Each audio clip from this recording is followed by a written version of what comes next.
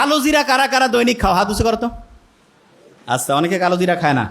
শোনো, আমি তোমাকে সত্যি কথা বলি, কালো জিরা ব্রেইনের যে ইনফেকশন হয় না, ব্রেইনের খোসর মোসর, এইটা ধ্বংস করতে, এইটার বিরুদ্ধে ফাইট করতে সবচেয়ে ভালো একটা উপাদান হচ্ছে কালো জিরা। কি নাম বলো?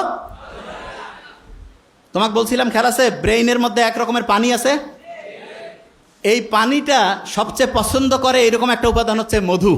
কি উপাদান? বিভিন্ন জায়গায় যে ন্যাচারাল যে মধু পাওয়া যায়, সেই মধুটা প্রত্যেক দিন 1 চামচ 1.5 চামচ করে রেগুলার খাবা কালো জিরা দিয়া। দেখবা আল্লাহর রহমতে তোমার ব্রেইনটা এত পরিষ্কার থাকবে, এত সুন্দরভাবে চিন্তা করতে পারবে।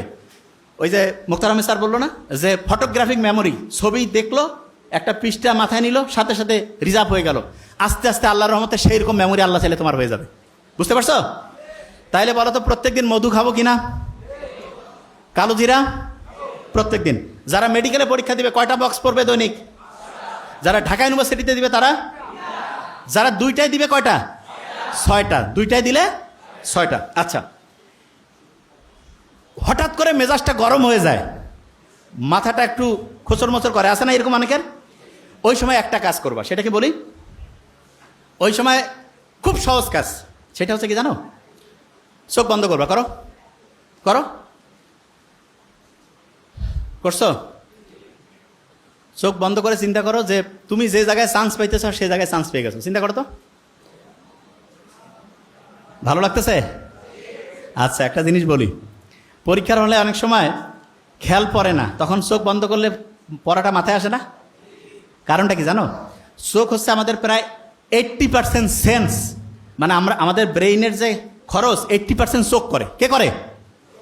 শোনো, একজনের চোখের দিকে তাকাইলে বোঝা যায় না সত্যি বলতেছে না মিথ্যা, এ ভালো চাচ্ছে না খারাপ, বোঝা যায় না? বলে না, চোখটা মানুষের মনের যে প্রতিচ্ছবি, সেটা চোখের মাধ্যমে প্রকাশিত হয়। তোমার একটা পড়া মনে আসতেছে না, তার মানে ব্রেইনে যে জায়গায় পড়াটা রাখছো সেই জায়গা থেকে নেটওয়ার্ক ঠিকভাবে কানেকশন পাচ্ছে না। কানেকশন করার জন্য অনেক সময় তুমি দেখবা হঠাৎ করে তোমার বাসায় কারেন্ট লো ভোল্টেজ হয়েছে বা কারেন্ট চলে গেছে, তখন আমরা এরকম করি না, কিছু কিছু জিনিস বন্ধ করে দিয়ে ফ্যানটা আর যেটা খুব প্রয়োজনীয় সেটা চালু রেখে অন্য সব বন্ধ করে দেয়, যে ভোল্টেজটা একটু ঠিকভাবে এটা পাও। ঠিক তেমনি করে তোমার ব্রেইনের ভোল্টেজে তখন কম বেশি হয়েছে, এই ভোল্টেজটা তখন কিভাবে আসবে? ঠিক চোখ বন্ধ করছো না, তখন এই শক্তিটা তো খরচ আর হচ্ছে না, তখন ও খুঁজতেছে পড়াটাকে, এবং পড়াটা খুঁজে আলহামদুলিল্লাহ চলে আসলো। আরেকটা জিনিস দেখবা, হঠাৎ করে তোমার একটা পড়া মাথায় আসতেছে না, দেখিও পরীক্ষার হল থেকে বাড়ি হইছো, ওই সময় মাথায় আসছে, হয়েছে এরকম হয় না? আচ্ছা, অনেকে কবে এটা কেন হয়? বলি একটা জিনিস, ব্রেইনের একটা অসাধারণ বৈশিষ্ট্য হচ্ছে, কোনো প্রেশার নিতে চায় না, প্রেশার নিতে চায় না। তার মানে তুমি পরীক্ষার হলে পরীক্ষা দিচ্ছ, তোমার একটা পড়া মাথায় আসতেছে না, ওই যে জায়গা থেকে বেরোইছিলাম, প্রথম কাজ হচ্ছে চোখ বন্ধ করা। কি করবা? বলো না কেন? চোখ বন্ধ করার পরে বুক ভরে শ্বাস নাও, এইরকম করে 3 থেকে 5 বার নিবা এবং ছাড়বা।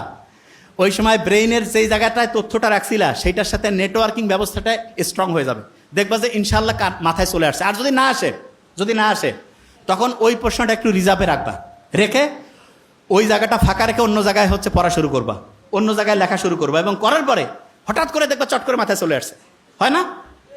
হয়, তখন ওই জিনিসটা লিখবা। ক্লিয়ার? আচ্ছা,